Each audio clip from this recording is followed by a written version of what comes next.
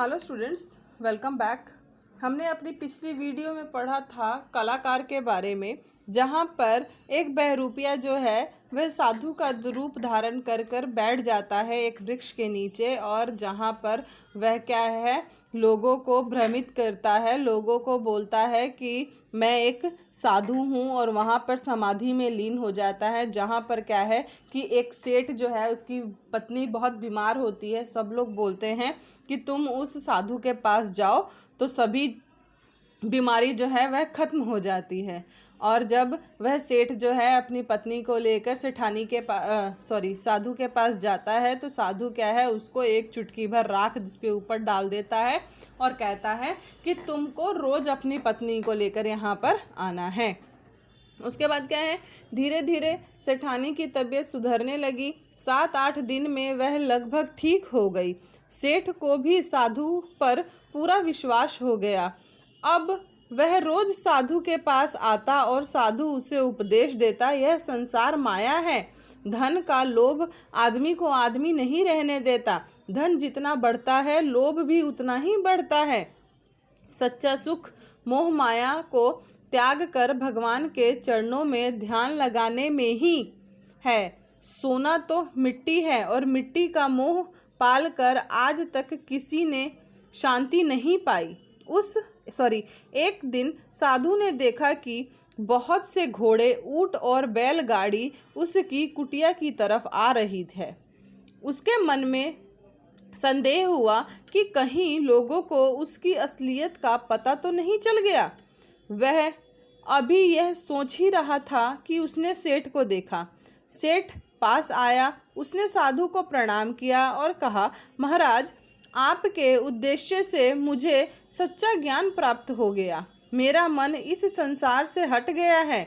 मैं अपना रुपया पैसा सब आपके चरणों में अर्पित कर देता हूँ। गंभीर होकर साधु ने उत्तर दिया, जिस धन को मैं त्यागने का उपदेश देता हूँ, आप उसकी माया में मुझे फंसाना चाहते हैं। साधु ने रुपया पैसा कुछ नहीं लिया, समझा बुझाकर सेठ को लौटा दिया। महात्मा की इस महानता से सेठ की आंखों में आंसू आ गए। अगले दिन जब सेठ आया तो साधु का कहीं अता पता नहीं था। इतने में ही किसी ने आकर उसके चरण पकड़ लिए और बोला, सेठ जी, मेरा इनाम दीजिए। कैसा इनाम? तू कौन है? सेठ ने आश्चर्य से उस आदमी को देखा और पूछा। कसूर माफ हो सेठ जी, मैं वही महात्मा हूँ, आपका सेवक बहरूपिया। आप जैसे चतुर व्यक्ति को मैंने धोखा दिया, इसलिए मुझे अपनी कला का अच्छा इनाम मिलना चाहिए। सेठ आश्चर्य से बोला, इनाम तो मैं तुझे दूंगा, सचमुच तूने कमाल कर दिया। लेकिन एक बात बता, कल जब मैंने अपनी सारी संपत्ति तुझे दे दी थी तो तूने उसे क्यों स्वीकार नहीं किया? अगर तू उसे ले लेता तो आज तू सेठ होता। तुझे इस तरह मांगने की क्या जरूरत रहती? बहरूपिया नरमता से बोला, सेठ जी, मेरे मन ने कहा कि यह गलत है। तब मैं संसार त्यागी महात्मा के वेश में था, इसलिए मैंने सच्चे महात्मा की तरह उसे त्याग दिया।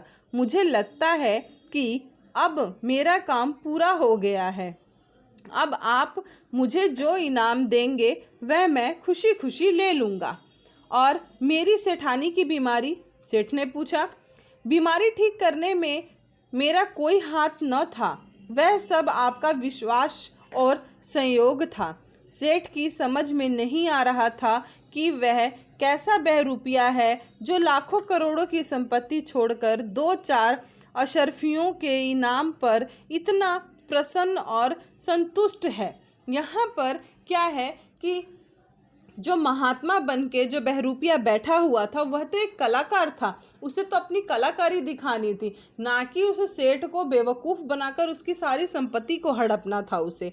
और जो सेठानी की बीमारी पर जो उसने उपचार बताया और इलाज बताया, वह तो एक सिर्फ और सिर्फ क्या था, संयोग था।